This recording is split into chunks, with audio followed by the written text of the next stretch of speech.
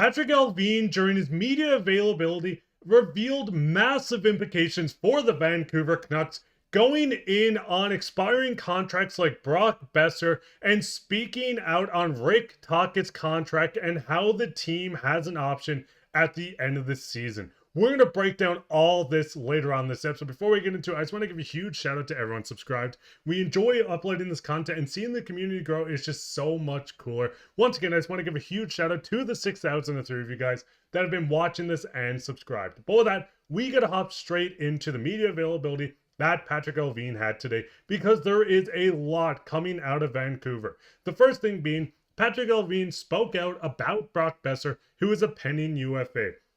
We're still evaluating him. When the time is right, we'll make the decision. Now, the biggest thing with Brock is that, like it says in this tweet, he is a pending UFA. Brock Boeser has been with this Canucks team since he was drafted, and he's had quite a lot of seasons with this Canucks, some ups, some downs, and he seems like he's really hitting the ceiling the past couple. Looking at Brock, over 38 games with the team after coming back from an injury, 15 goals, 13 assists for 28 points. He is a -10. He is averaging just under 7 or 18 minutes time on ice. Brock is 27 years old, but with him being a pending free agent, with him coming back from his blood clotting issue, this is something that management's going to have to look into and figure out what they're doing with Brock Boeser going into the next couple of seasons if they do want to keep him or trade him. I mean, we've seen Patrik Allvin just come out and say we're still evaluating him. When the time is right, we'll make the decision. This is coming from a general manager that is looking at every possible option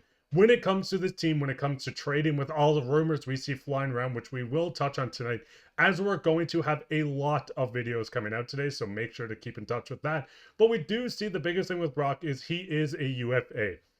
Brock, 27, year 3 of 3 when he signed his $6.65 million cap hit. He is 28 at the end of this. Signing Brock to a long-term deal is something that, including myself, a lot of Canucks fans would like to see, but it really does depend on how long this contract will be, and if the Canucks management thinks that this core is a core that can win. Bringing back guys like Brock, JT Miller, Pettersson, they need to decide if these are your star players to win a Stanley Cup with. Now, it doesn't stop there, as we got another tweet from Thomas Drance on this availability. He said, "We're always trying to explore ways to get better," says Patrik Allvin, while declining to discuss any specific trade talks. Now, anyone that's a fan of the Vancouver Canucks, or anyone that honestly keeps up to date with the media, knows that the Canucks have been surrounded by rumors.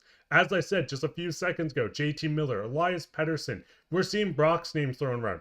Desharnais, everyone on this roster, minus a few key players, are in trade talks at this moment. Looking at the Canucks lineup, the forward group alone, you can see both centers on the top two lines. You can see Brock. Garland was a name that was floated around a couple seasons ago, and thank God they did not trade him. Höglander is a name that is in every trade talk possible. He seems like a player that's never going to escape it until they move on, or if they ever move on from him. With Allvin coming out and saying we're always trying to explore ways to get better, it is interesting to see, and it does kind of lead into, yes, the defense has not been anywhere perfect so far this season. We're looking at even more quotes from Chris Johnson saying Patrik Allvin says he's been very active in pursuing a trade recently to see if he could help the Canucks through their stretch of injuries, but hasn't been able to find anything that works. Now, the biggest thing is, and we've seen reports coming out throughout the entire year, that the Canucks wanted to acquire another defenseman to add to the back end. This is a D-core that has dealt with a lot of injuries. Hronek was out for almost half the season so far. Quinn Hughes went down with an injury. There's a lot of players, even Tyler Myers, who looks like he's facing a suspension. This team has dealt with a lot of injuries, and especially on the back end.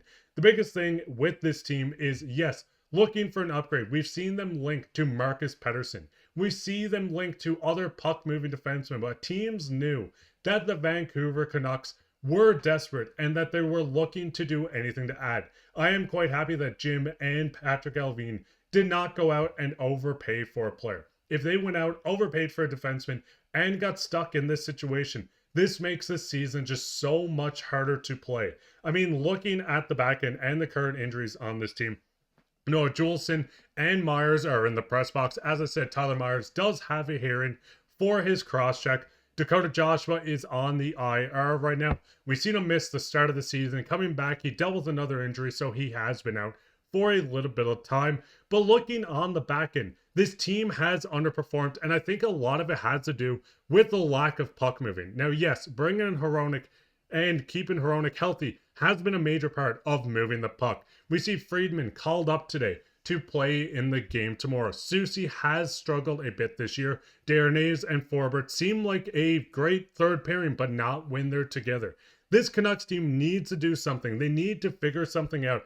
And it really does fall back on the general manager looking to improve this team. That he's looking at every available option. They're looking to explore ways to make this team better. This might come in a trade like Miller, where we've seen his name floated around, especially over the last 24 hours, with a lot of teams linked to him. The New York Rangers were a team that apparently a trade almost went through. The New Jersey Devils, and there's still more names popping up on the Miller trade front. So seeing Allvin being this active, seeing that he's very active to make this team better, does give us a lot of hopes. Now, it does go into the last part of Allvin's media availability today, where he was discussing head coach Rick Tocchet's future. He holds a club option from 2025-2026. I do believe he's a good coach. I see him long term, but obviously it's a two-way street there. Now, looking at this quote, it could mean multiple things. One thing could be, hey, we see him as long-term coach and Rick wants to be here long-term. It's a two-way street and both parties need to figure this out.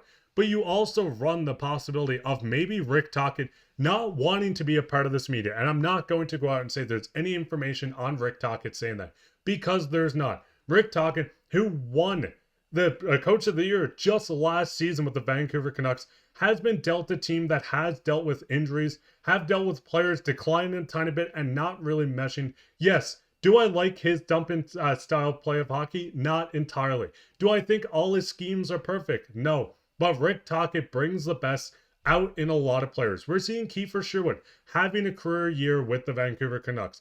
Garland flourished under Rick Tocchet's system, and currently I still think is leading the team as points for a forward, or second in the team in points as a forward. He has key players, but I do think he needs to adapt to a lot of these players like Elias Pettersson, where we've seen him be a 100-point player before. A Selke nominee. You need to work with what you have, and I think this goes back to Allvin just saying on how they're actively looking to make this group better. Will that be on forward? Will that be on defense? The goaltending has been good. Thatcher has struggled a bit. Lankinen has been a blessing in disguise, and Shilovs has struggled a lot this season. But Allvin wants to make this team better. This is a team that is still in the race to make the playoffs. They're 1 point behind the Calgary Flames while we're recording this. They have 2 games in hand of the Colorado Avalanche, who are just 7 points ahead of them. This is a team that can still compete for a Stanley Cup, but how much would you want to mortgage the future to go into the playoffs with this current core? Is this a team that maybe you want to look at and make some changes if that's the head coach, which I do not think is going to happen? I want to see Rick Tocchet join this, stay with this team and not leave. There's so much to unpack from this episode. What's your thoughts on Brock and his future with the Canucks? What's your thoughts on Rick Tocchet, and do you think he should tweak his system a tiny bit to kind of get the Canucks back to a fast-paced game, getting pucks on the net, or do you think they're just waiting for reinforcements to come in to hopefully turn the season around? What's your thoughts on everything we're talking about? Let me know down in the comments. While you're down there, leave a like, subscribe, share this with your friends. We'll be back in a couple hours with another episode, so keep your eye out for that. But I've been your host, Mark Pye, and take care.